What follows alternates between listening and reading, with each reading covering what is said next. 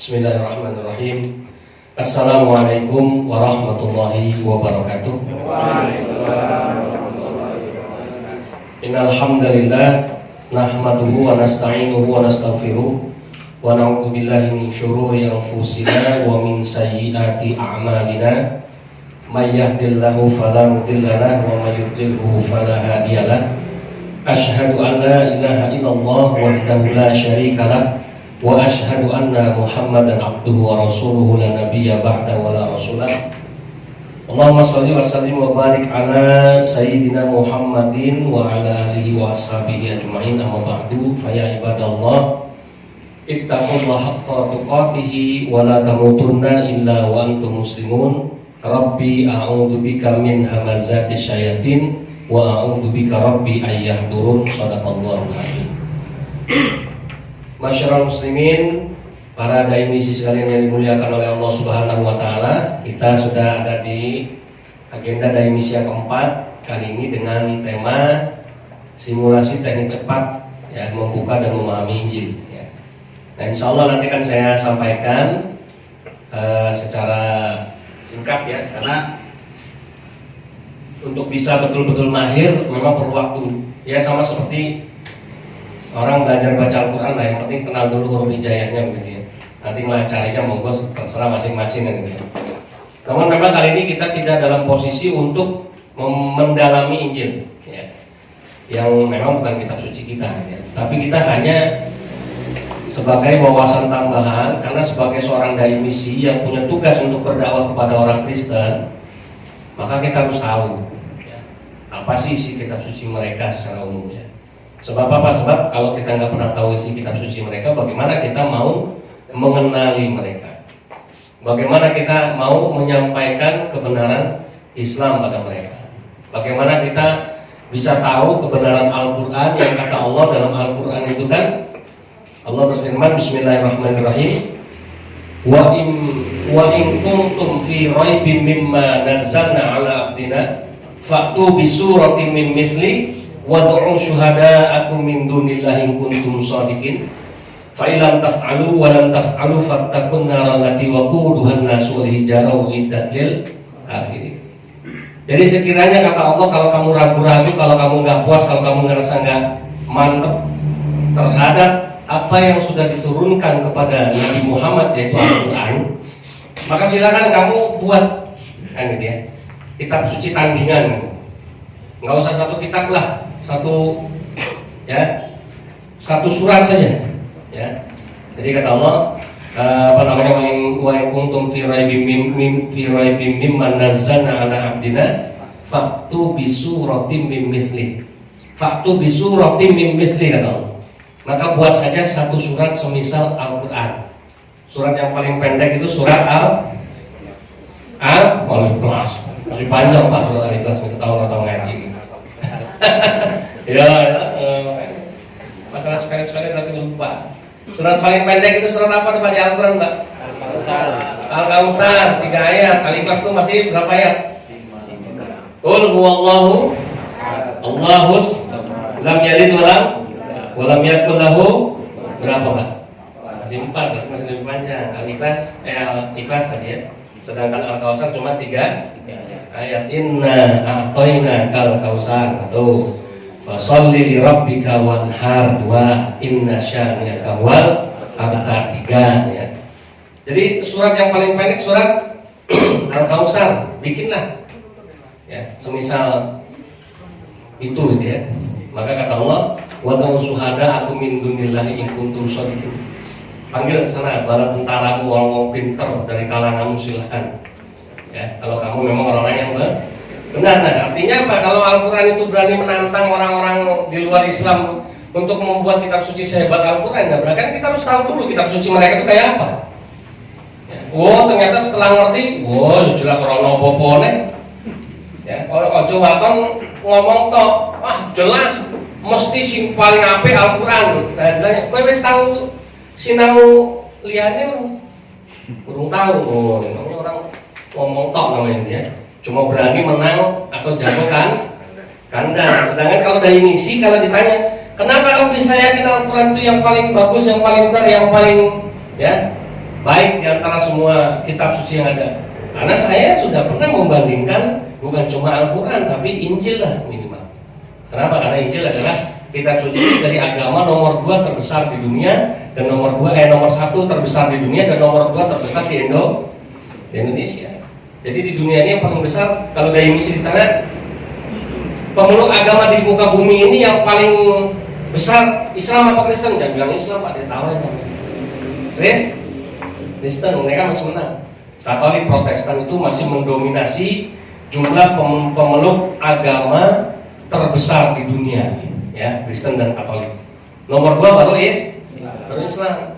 Tapi kalau di Indonesia jelas Islam nomor 1, Kristen Katolik nomor 2 di Indonesia. Jadi kita belajarnya mendekati aja, nggak perlu weda, nggak perlu kita belajar apa namanya itu Tripitakan misalnya gitu ya, punya orang Buddha. Karena apa? Karena mereka hubungannya jauh ya dengan Islam. Dan ibarat kata kalau kita mau bersaing ini, yang perlu kita pelajari, yang perlu kita waspadai, persaing yang terdekat sama kita kan, yang paling kuat kan gitu ya.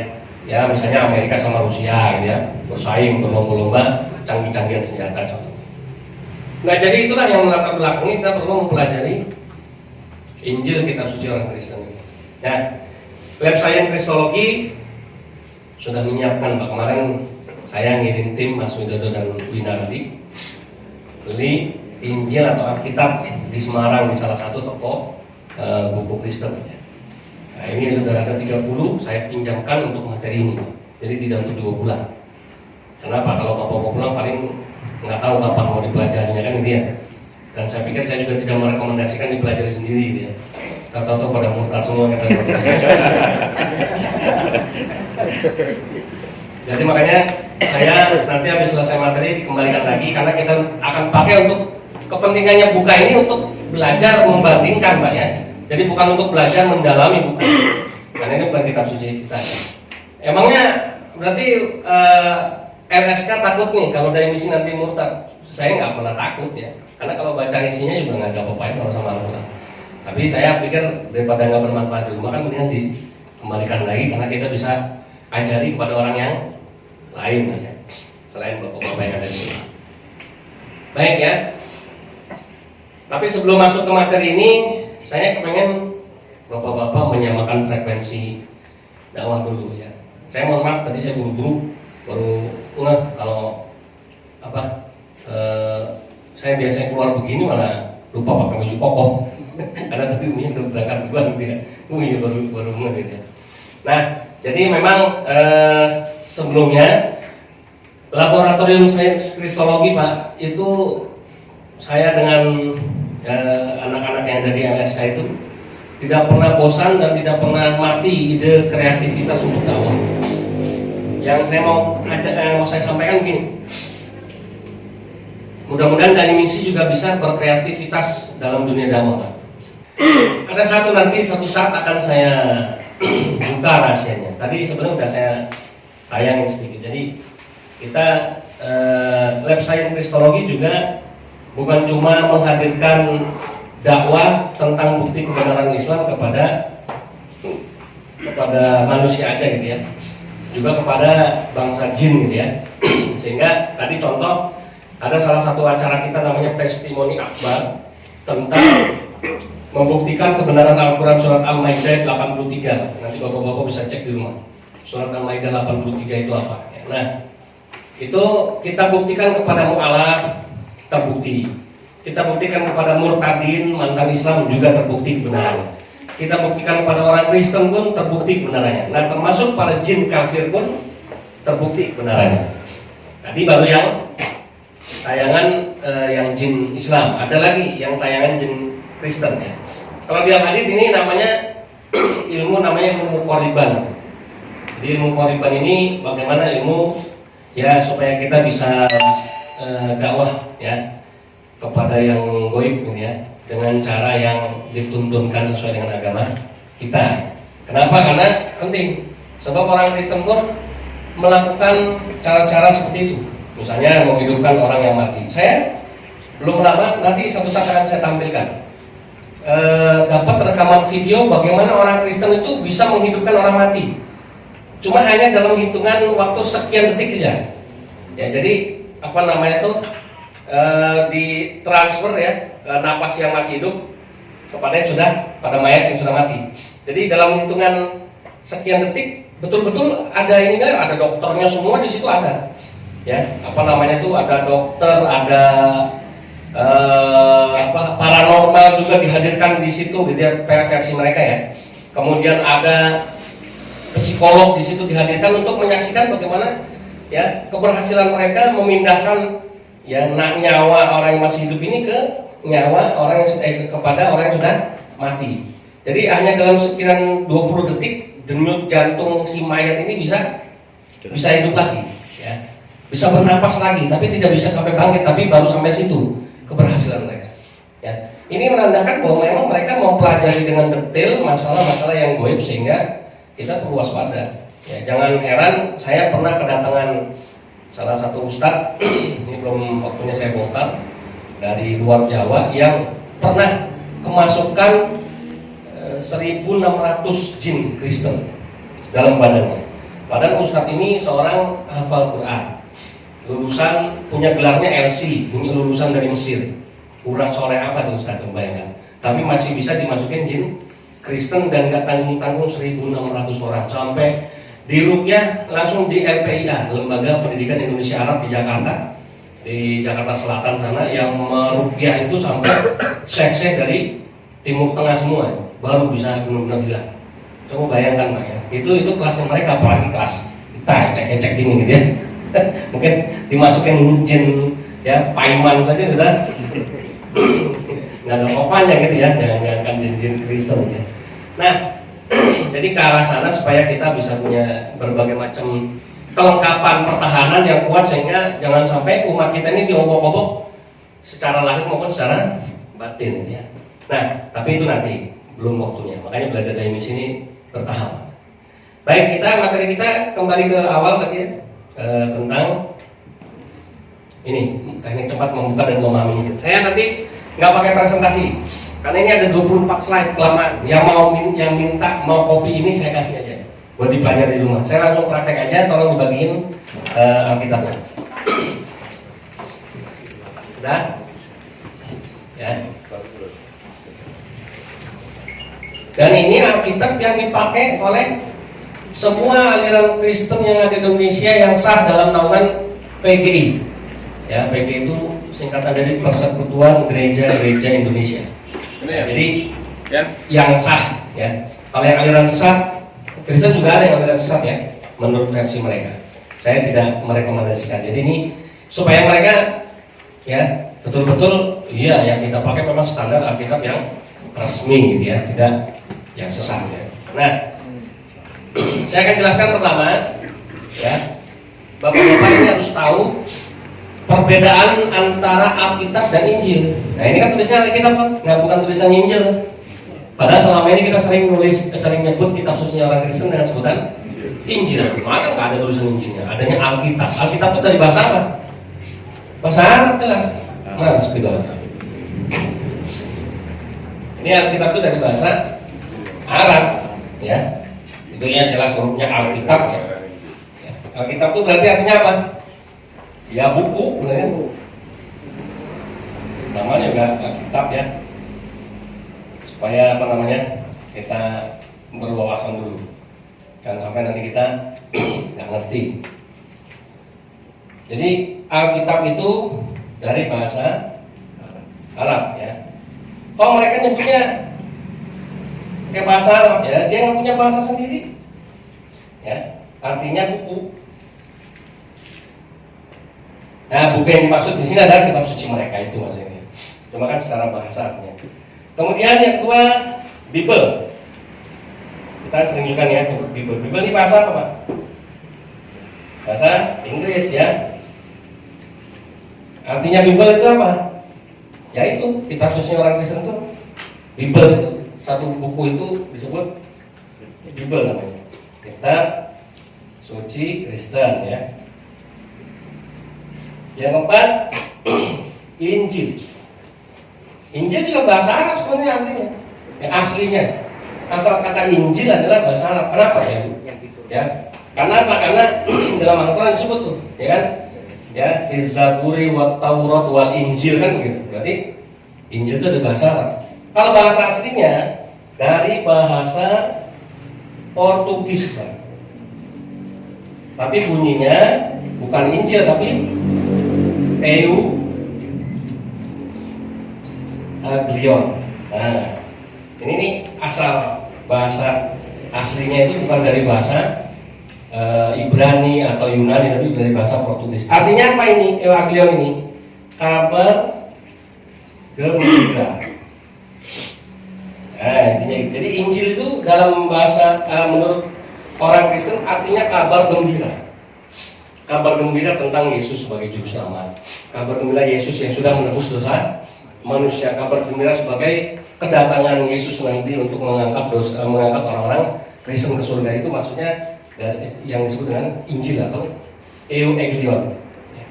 Nah, makanya mereka menyebut penginjilan, ya, atau pengabaran. Karena memang aslinya artinya kabar gembira. Memberitakan apa? Ya, memberitakan kabar gembira tentang keselamatan dalam Yesus itu sendiri. Nah, ini ya kita kuasai dulu. Nah, orang Kristen menyebut kitab suci mereka, ya, yang begitu tebalnya Pak, dengan sebutan Alkitab atau dalam bahasa Inggris Bible tadi, bukan Injil. Nah, kali ini harus kita hafalin dulu ya. Sudah paham ya? Nah, kalau begitu gimana antara perbedaannya? Perbedaannya gini gampang. Nanti di presentasi ini komplit, nanti saya kirim lewat WA.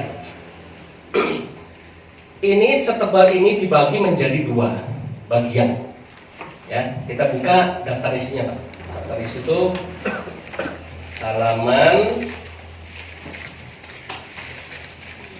awal-awal ya. Belum ada halamannya. Banyak tulisannya tuh, ya. Nah, isi kitab. Nah, ya. Halaman pertama itu tentang pengesahannya Lembaga Alkitab Indonesia Jakarta, ya kan? Terjemahan diakui dan diterima oleh Konferensi Wali Gereja Indonesia. Nanti kita pakai Alkitab yang sah, ya. Udah ketemu isi kitabnya, daftar isinya? Nah, ada 2 bagian besar yang namanya Perjanjian Lama dan Perjanjian Baru. Ada ya tulisannya ya? Perjanjian Lama dan Perjanjian Baru, ya. Nah, Perjanjian Lama itu ada 39 kitab kalau Protestan. Nah, satu saya lupa lewat. Udah lama nggak ngajarin ini. Ini walaupun Injil yang sah, yang resmi, tapi ini Injil yang dipakai oleh Protestan. Kalau Katolik lain lagi, bukan yang ini. Dan di Katolik orang Katolik tidak boleh baca-baca beginian sembarangan. Hanya khusus pastor, frater, suster yang boleh mengkaji mendalami Injil. Jadi yang mereka bawa ke gereja itu bukan Injil tapi buku nyanyian, kidung. Ya, kidung Jumat. Ya. Ini Protestan ya. Gimana perbedaan Katolik nanti saya jelasin. Ya, ini secara umum. Ini resmi sah tapi yang dipakai oleh Protestan. Karena kalau di Protestan sama Katolik bedanya di mana? Nah, ini ya. Saya jelasin singkat lagi deh. Kalau Bapak-bapak nggak bingung. Perbedaan Alkitab Protestan dan Katolik. Ya.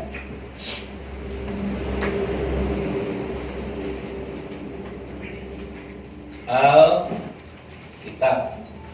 Ini asistennya lupa nulis 9. Kejabinya repot tadi udah ditulis sekarang. Ya, jadi Protestan punya, nah ini Katolik ya. Perbedaannya ada di Perjanjian Lamanya, Pak. Ya, Perjanjian Lama. Kalau Perjanjian Baru sama, ya. Perjanjian Lamanya beda, ya. Berbeda antara Katolik dan Protestan. Kalau Protestan jumlah kitabnya ada 39 kitab Perjanjian Lama. Kalau Katolik ada 45 kitab Perjanjian Lama. Nah, ini bedanya. Selisih berapa? 6. Ya, selisih 6 kitab, ya. Tapi kalau semua orang Protestan sama semua. Mau Pantekosta ya, mau apa namanya tuh? GKJ ya, mau Bethel, mau gereja baptis, mau Unitarian, pokoknya selama Protestan ya jumlahnya sama 39. Tapi kalau dengan Katolik beda. Katolik jumlahnya 45 kita. Tapi cuma di perjanjian lama. Kalau perjanjian baru sama ya 27 jumlahnya di perjanjian barunya, jumlah kitabnya ya dipahami ya.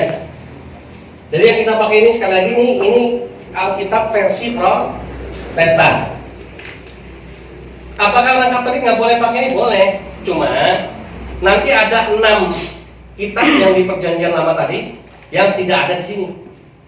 Saya lupa bawa. Saya juga punya dulu yang Alkitab Katolik. Ya.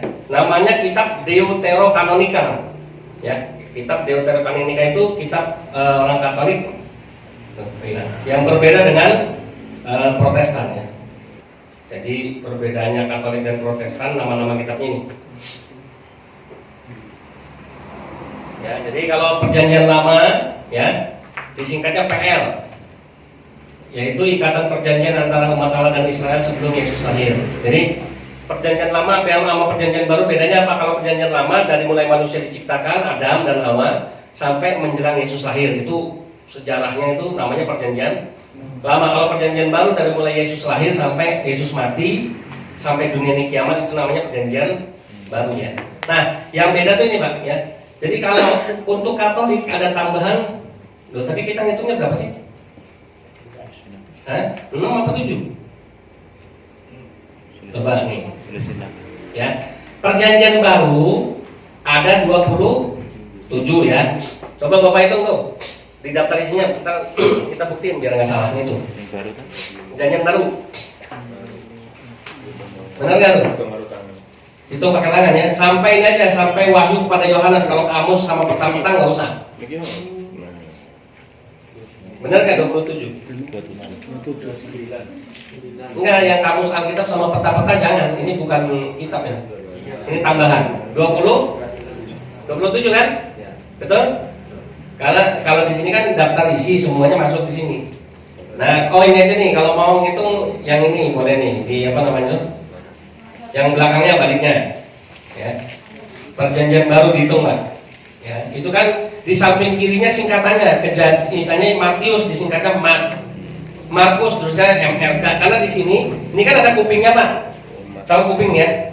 Yang hitam merah ini loh. Ini kan kalau ditulis Matius kepanjangan maka disingkat Mat itu berarti Matius gitu ya. Coba dihitung 27 nggak? Nah, coba. Di daftar isinya aja. Daftar isi di baliknya. Kan ada tuh baliknya. Singkatan-singkatan daftar isi tadi ya kan dibalik. Nah, masih ada kan? 27 ya. Nah, sekarang hitung yang perjanjian lama. Bener nggak 39?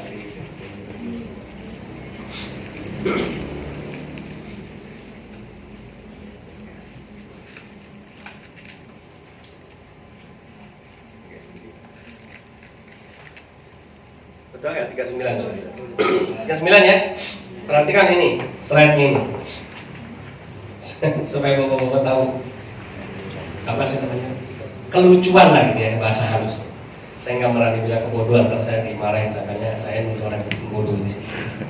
Baca perjanjian lama atau Alkitab Ibrani, karena perjanjian lama ini memakai bahasa Ibrani, disingkat PL, yaitu ikatan perjanjian antara umat Allah. Bacanya Allah ya, jangan Allah ya, karena ini kita pakai tulisan agama lain.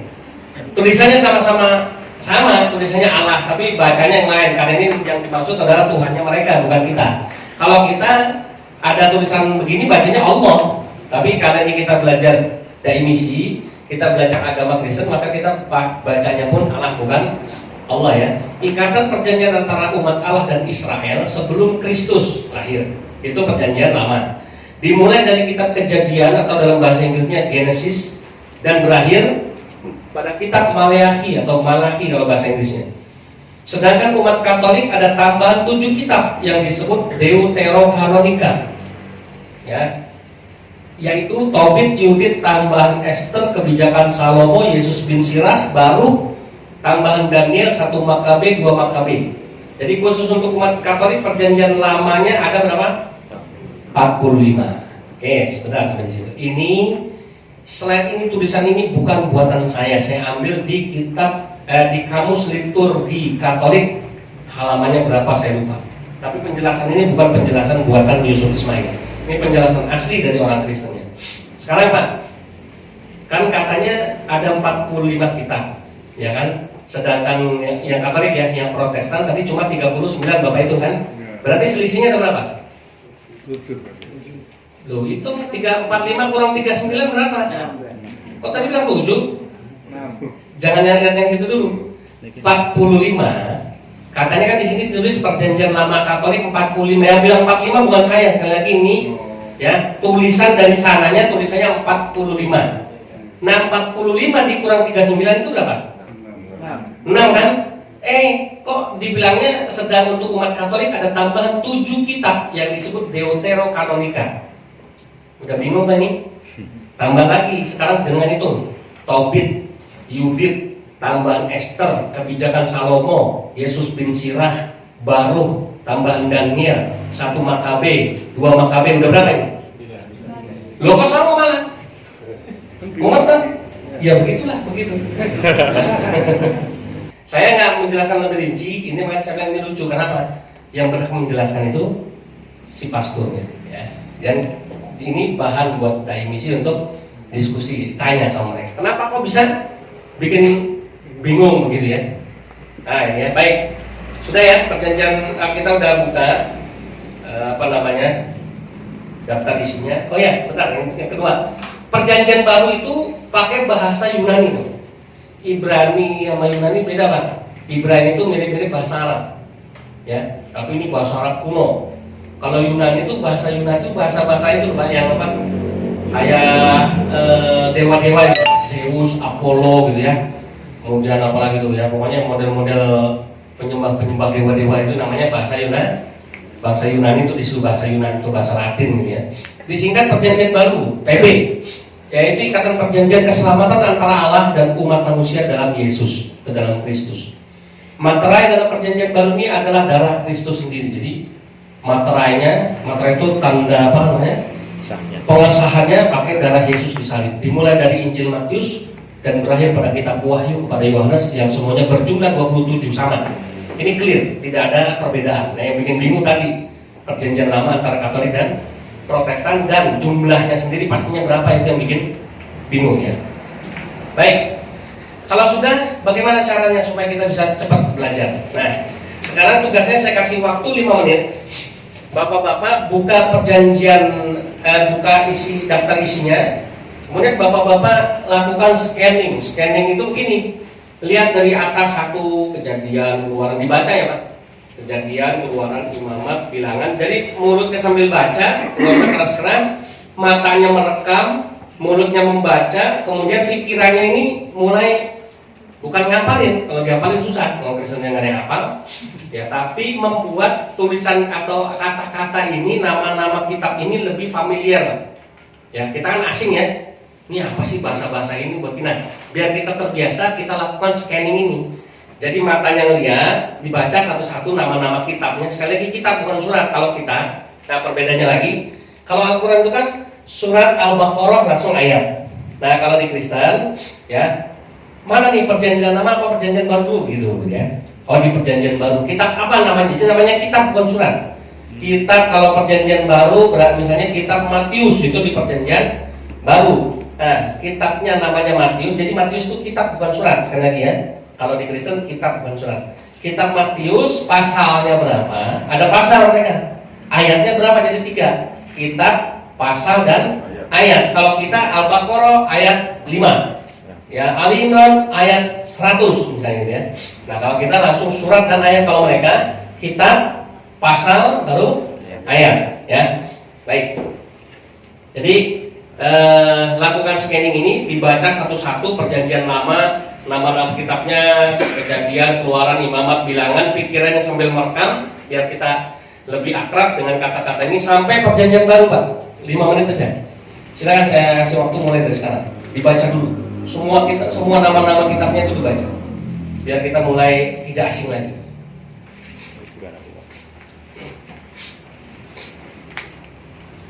Dibaca dulu, sabar satu-satu, karena kita memang mempelajari sesuatu yang asing. Tapi insya Allah bisa. Kenapa? Belajar Al-Quran itu sebetulnya jauh lebih sulit.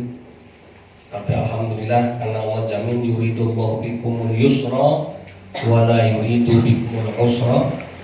Artinya itu Allah itu ingin memberikan kemudahan padamu, tidak ingin memberikan kesulitan, maka dipermudah Al-Quran untuk bisa dipelajari oleh kita di sana.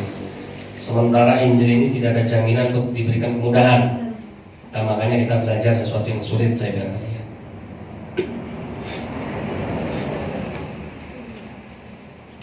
Bagaimana hukumnya membuka mempelajari kitab suci orang lain? Ya kalau hukumnya dalam rangka studi komparasi seperti ini boleh. Kemudian yang juga dipelajari di Fakultas Usuluddin malah lebih ngawur lagi. Bukan cuma belajar tentang Alkitab, tentang Kristen, malah melo-melo Natalan mahasiswa yang dijaneng gereja barang gitu, itu malah kebablasan malah gitu. Kalau saya kan tidak ngajak bapak-bapak dari misi untuk ke gereja Natalan ya, tapi ke gereja baca Quran, nah itu baru keren gitu ya.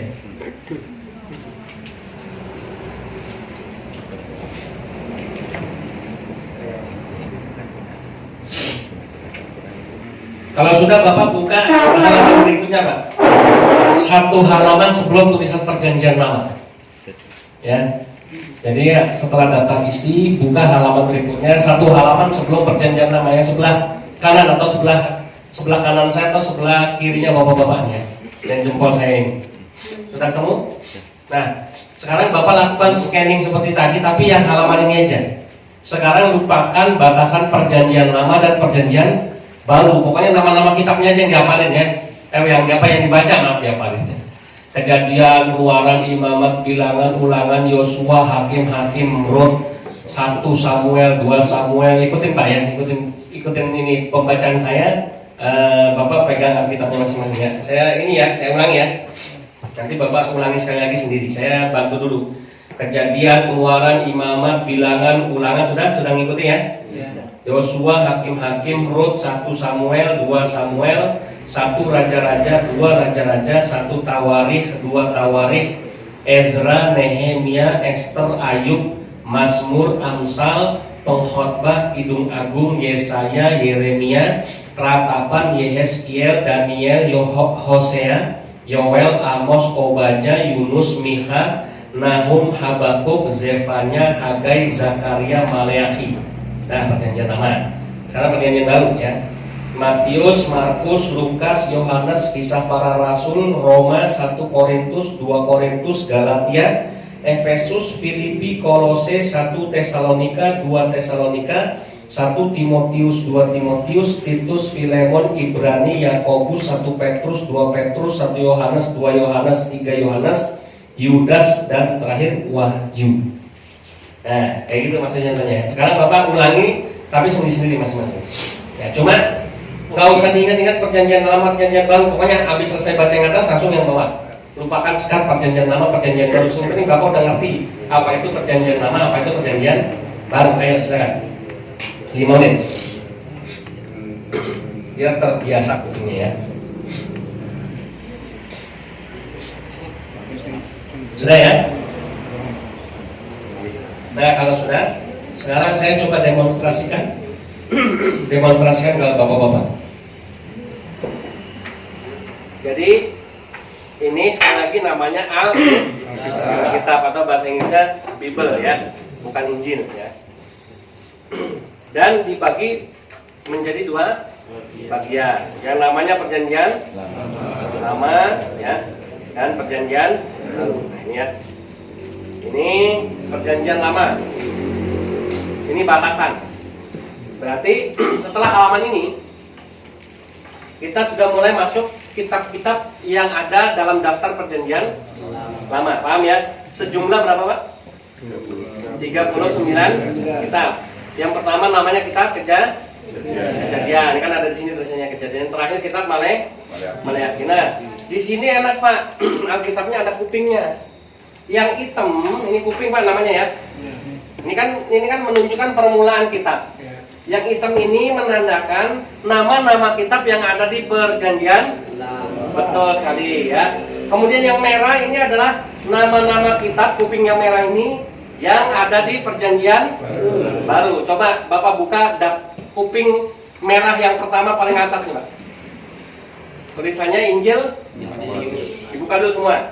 Dibuka satu halaman sebelumnya. Injil Matius. Buka satu halaman sebelumnya. Nah, ini pemisahnya. Ya, ini masuk perjanjian baru. Sebelah kiri ini perjanjian lama terakhir.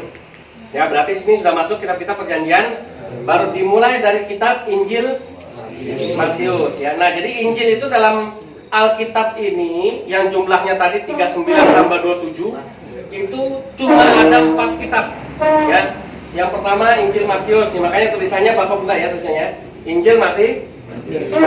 Buka berikutnya, kupingnya buka Pak. Tulisannya Injil masih sama ya tulisannya ya. Injil Markus sudah. Kuping berikutnya kita buka lagi. Injil Lukas. Kita berikutnya kita buka lagi. Kuping berikutnya Injil. Nah, buka lagi satu kuping lagi. Ada nggak masih tulisan Injil?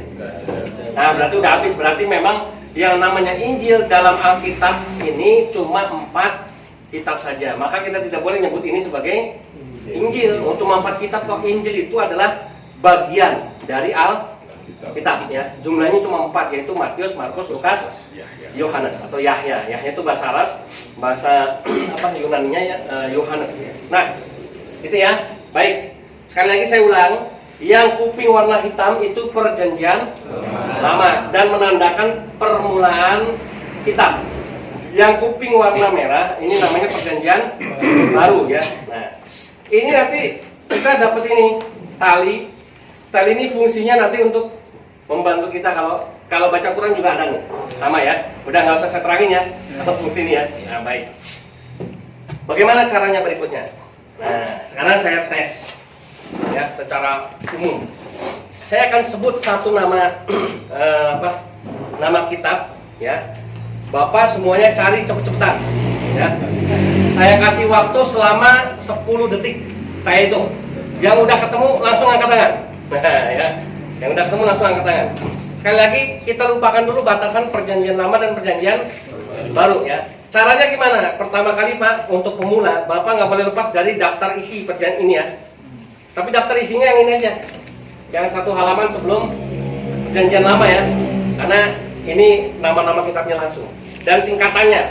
Jadi nanti biar tahu itu kan yang di kuping itu singkatannya.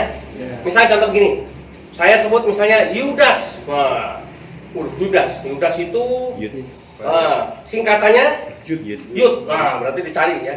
Yud, wah ini berarti muri nih, rada-rada muri kan ya. Yud, boleh sing. Tulisannya Yud. Oh ini, nah, ketemu gitu ya. Yudas, ya. Paham Pak? Yes. Oke ya, kita coba ya. Sekarang coba, ya. Saya tes 10 detik nanti saya hitung ya.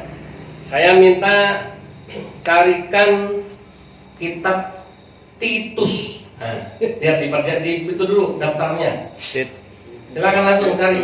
Dibuka langsung dibuka. Bukan di perjanjian, bukan di daftar isinya. Dibuka 1, 2. Kalau udah ketemu dikasih unjuk sama saya. 3, 4, 5. Singkatannya apa? Tit. Ya, singkatannya Tit. 6. 7. Kalau udah ketemu buka langsung kasih unjuk saya. 8. Langsung dikasih. Kasih lihat saya. 9. Coba Win cek Win. Nah, kayak gitu contohnya ya. Sekarang sekali lagi harusnya lebih banyak lagi nanti yang udah mulai lancar. Ya. 2 tawarikh. 1, 2, 3, 2 tawarikh. 4, 5, 6, 7, 8, 9. Coba tuh si Rian ya. Tuh itu Faisal. Cek.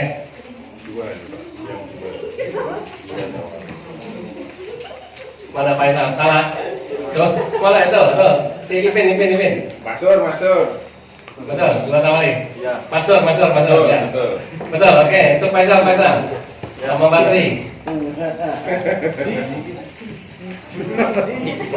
Judulnya ya. Itu Batri. Ya udah. Oke itu. Dan Faisal, Marata, cek. Satu tangan. Oke, bagus.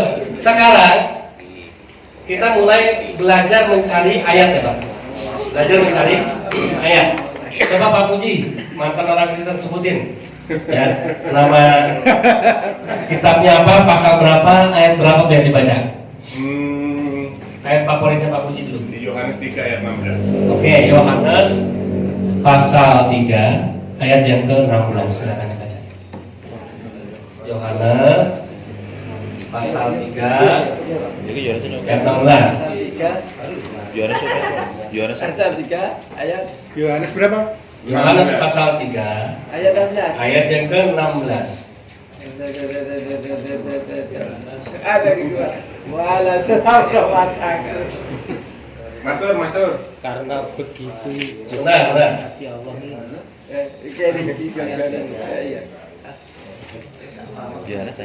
karena begitu besar kasih Allah akan dunia ini Yang pasal berapa? 16. Mari men. Siapa yang ketemu? 16. Ayat 16. Pasal 3 ayat 16. Jadi, kepada pedagang Baca suratnya Mas. karena begitu Iya. Dibaca dulu. Yohanes Pasal 3 pasal 3 ayat 16 karena begitu besar kasih Allah akan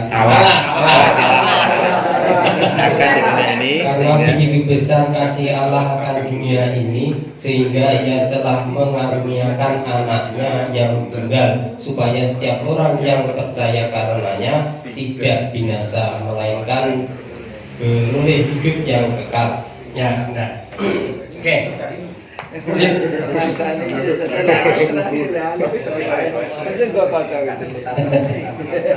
Ya, hanya kita aja belajarnya gitu. Gampang kan? Tinggal melancarkan itu kan tergantung dari kebiasaan kita kan, ya. Nah, untuk membantu masih ada satu tugas lagi ya. Ini PR. Ya, PR untuk minggu depan ini ya. Bapak-bapak perhatikan di situ instruksinya. Saya besarkan ya. Membuat daftar periskop namanya. Daftar periskop itu tema ya. Jadi saya pengen coba bapak-bapak bagaimanapun caranya sementara ini saya nggak ajarin dulu. Nanti saya ajarin setelah minggu depan. Jadi minggu depan baru saya kasih tahu caranya. Jadi buat daftar periskop tema-tema sentral yang akan menjadi bahan dakwah ya saudara atau antum atau bapak-bapak misi kepada orang Kristen dengan menggunakan sistem pencarian dalil namanya dayung bersambung. Ya, metode ini akan diajarkan nanti. Ya, kemudian kita bisa buat sebanyak mungkin daftarnya. Jadi caranya gini. Untuk sementara, pokoknya minggu depan bapak-bapak harus punya satu dalil Alkitab ini. Ya, terserah ayatnya apa aja. Misalnya tadi contoh Pak yang dibaca sama Pak Hendro, ya. Temanya adalah misalnya pornografi dalam Alkitab. Dalilnya surat tadi apa kitab Kidung Agung pasal 7 ayat 6 sampai 9. Nah, gitu aja. Nah, bebas buat yang lain juga. Misalnya tadi yang dibaca Pak Waskatman ya. Misalnya kasihan nasib orang Kristen di hari kiamat. Karena ternyata ujung-ujungnya apa tadi dibaca? Kan diusir ya, tidak diakui kan gitu ya. Jadi punyaklah daripada aku kamu sekian membuat kejahatan kan gitu ya. Nah, Matius pasal 7 ayat 21 sampai 23 ya. Jadi silakan apapun itu. Pokoknya caranya gimana? Nah, ini boleh dibawa. ini. Baik. Mau cari kemana nih? Ya. Untuk membantu boleh tapi dengan syarat Besok dibawa. harus dikembalikan minggu depan ya. Boleh. Jadi itu silakan dipakai ya, dibawa pulang. Nanti tolong baratnya dicatat yang apa? Yang membawa ya. Jadi supaya nanti kita bisa mendata. Kecuali anak-anak pondok nggak usah ya. Baik itu ya.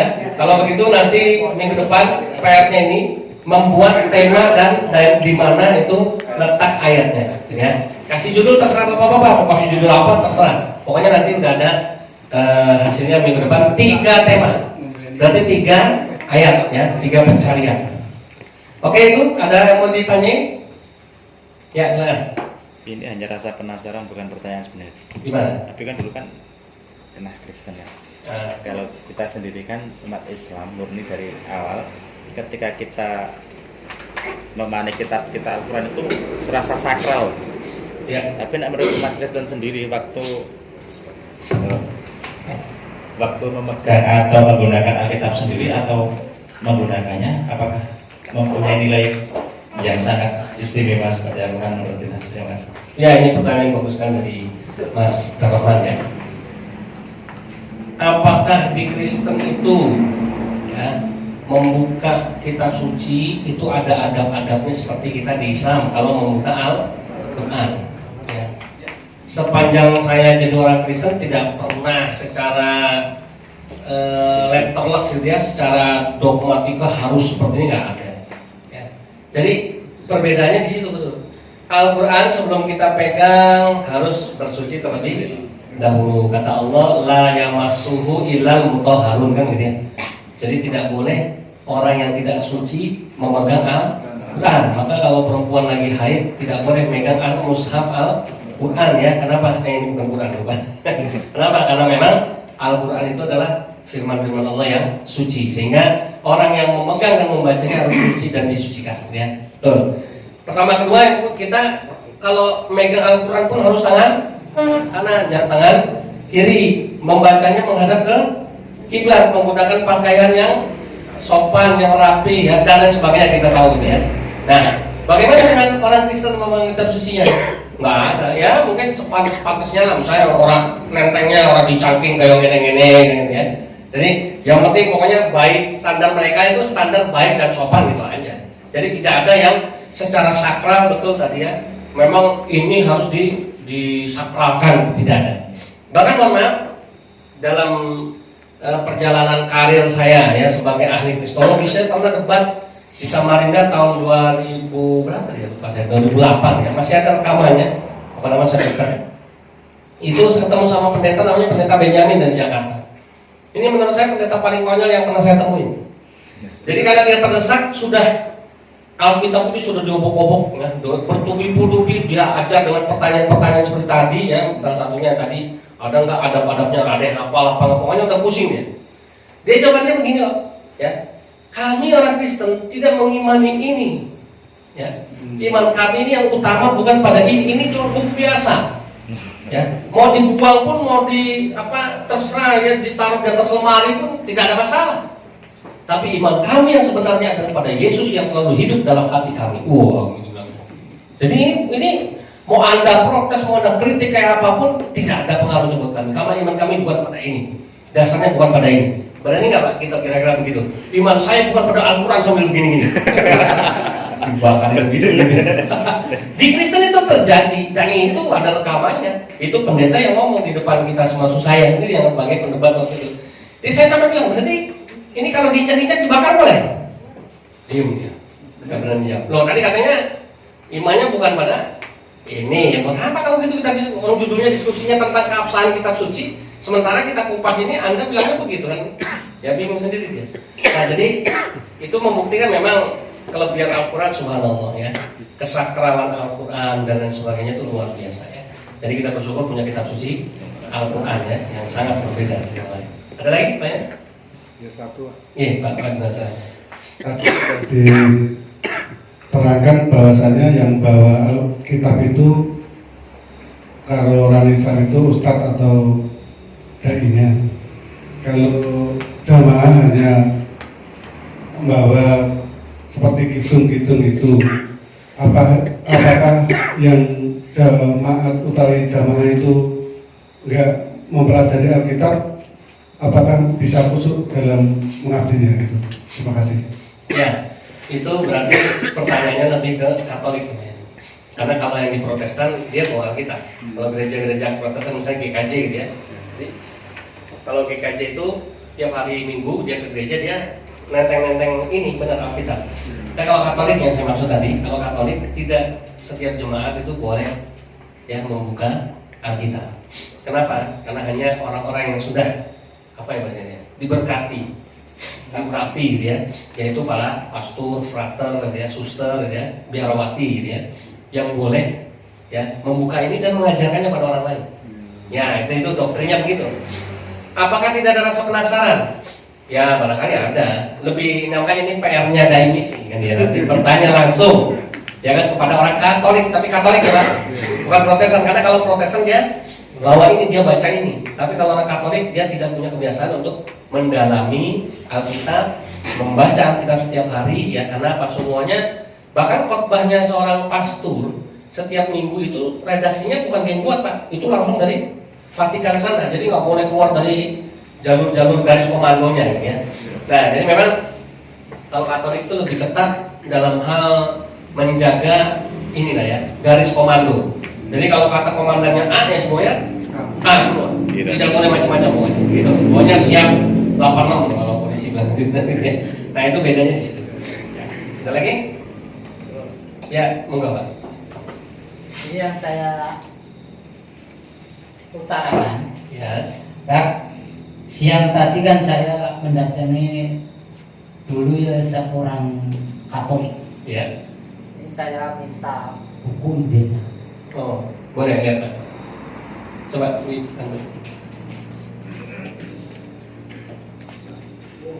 ini baru tadi siang Pak. Iya. Ya, terima kasih. Terus